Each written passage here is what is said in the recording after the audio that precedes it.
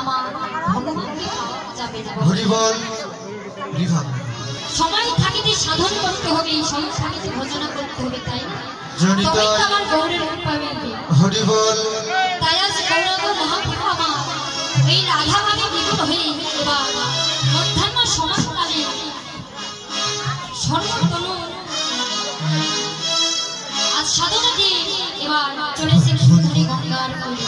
কখন মাঝ দিনহি বসনে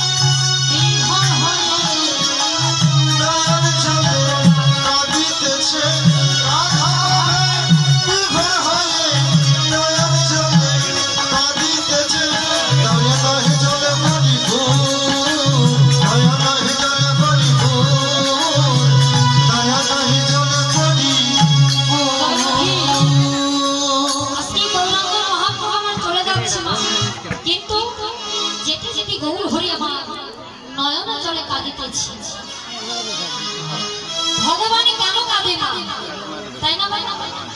ভগবান কেন কাঁদে না? ভগবানের কি কোনো কিছুর অভাব আছে? আমরা জানি এই জগতে যার অভাব আছে, অভাব থাকে বাবা, তাই সেই কাঁদে। কিন্তু আজকে ভগবান কাছে কিসের অভাব? ভগবানের তো কোনো কিছুর অভাব নেই, তাই না? কিন্তু তিনি ভগবান, ভগবানের অভাব আছে কিসের অভাব? কইছন মাধুরী মা, কইছন রাধত্ব মা, কইছন সখী সখী, এতিকে বাঞ্ছিত ধন রচিত হয় পুরো। কি করি রাধে তাহার অভাব। রাধে তোমার প্রেমটা কেমন, তাই না? তোমার প্রেমটা কেমন? তোমার প্রেমের মহিমা তুমি আমাকে ভালোবেসে এই তাই ভগবান কি করলেন? তারপরে যুগে মনে করে ভাবনা করলেন, তাই তো আমি অন্যান্য দিন যুগে অস্ত্র হাতে করে নিয়ে যুদ্ধ করেছি, কিন্তু এই কলি যুগে অস্ত্র হাতে করে নিয়ে যাব কেন? রাম আদি অবতারে কুঠুরা নিব অস্ত্র হাতে, অসুরের করেছি সংহার, এবে অস্ত্র ধরিব, পানে কারে না মারিব, শুধুমাত্র হরিবল দিয়ে জগৎ উদ্ধারিব। তাই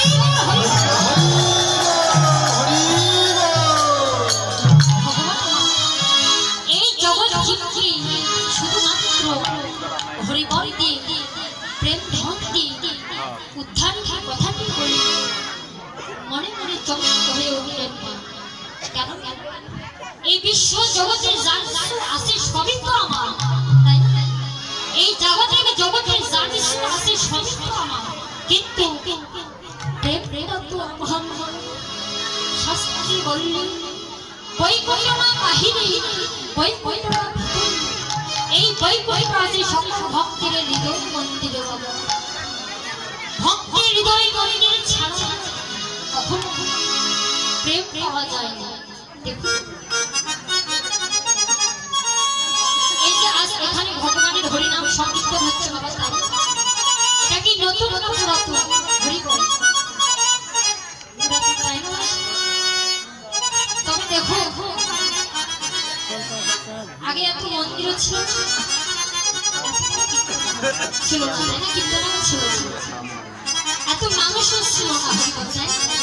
আমার গুরুজি বললেন মা দেখো এই জগতে হাজার হাজার মন্দির হয়েছে, হাজার হাজার মানুষ হয়েছে, কিন্তু মানুষের মতো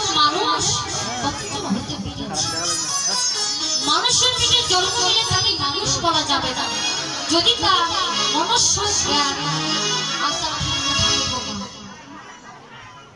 দেখো মাসিমা বাবা। আচ্ছা বলেন তো ভক্ত বড় না দেবতা বড়? হরি বল বাবা। ও মাসিমা ভক্ত বড় না দেবতা বড়? জয় রাধে। বাহ, দেখছি আমার বাবারা মাসিমারা অনেক মিলিয়ে আছে। কণ্ঠে তুলসী মালা, কপালে ফুল, খুব সুন্দর গো বাবা মা। এই সাজি তো আমাদেরকে সাজিতে হবে তাই না? যেই সাজ সাজিলে ভগবানকে পাওয়া যায় আমাদেরকে তো সেই সাজে সাজিতে হবে। দেখো এই আসরের কথা গো বাবা মাসিমা, এই আসরে একজন যদি বৈষ্ণব থাকে ওই বৈষ্ণবের দর্শন এই স্থানটা কিন্তু একটা বৃন্দাবন ধাম হয়ে যাবে। গঙ্গায় স্নান করলে যেমন বাহিরের ময়লাগুলো পরিষ্কার হয়ে যায়, একজন কৃষ্ণ ভক্তের দর্শন কোটি কোটি জনমের ভক্ত সর্বনাশ হয় না। কিন্তু আমি এতই অধম, এতই পাষণ্ড, এরই ধরে পেয়েছিলাম আমি কৃষ্ণ ভক্তের জন্য। আমি তো একদিন ভক্তের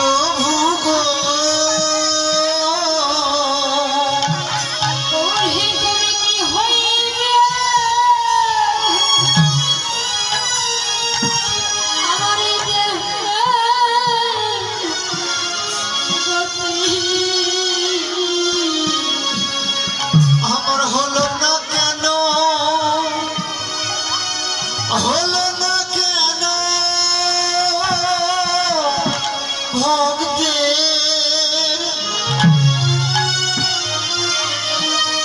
চরণে মতি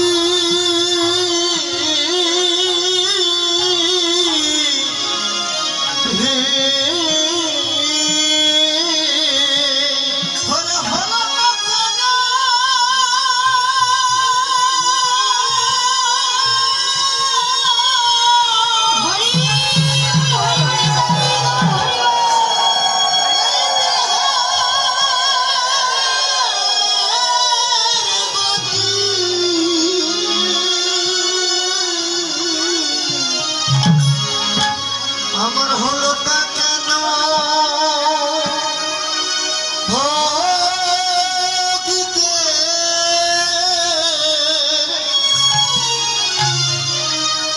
জনমতি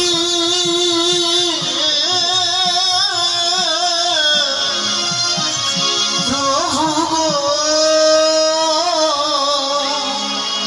হে তুমি কি হইবে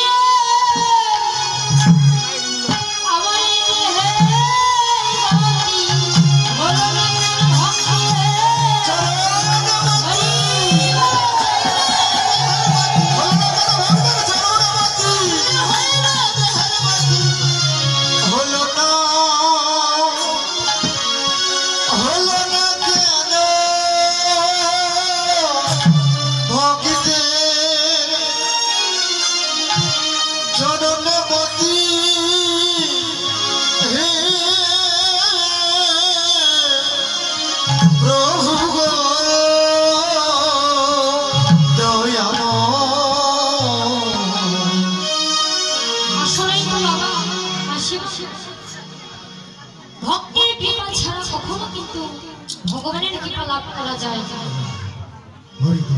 ভক্তের কৃপা হলে আমার ভগবানের কৃপা হয়। তাই আজ গৌর হরি আমার কি করলেন দিনের মাঝখানে গৌরাঙ্গ মহাপ্রভু আমার সূর্য পূজার জন্য চলে যাচ্ছিল, কিন্তু ঘাম সারা ভাঙায় অনুপা জলে পরিপূর্ণ আরে নয়া নাহি জলে পরিপূর্ণ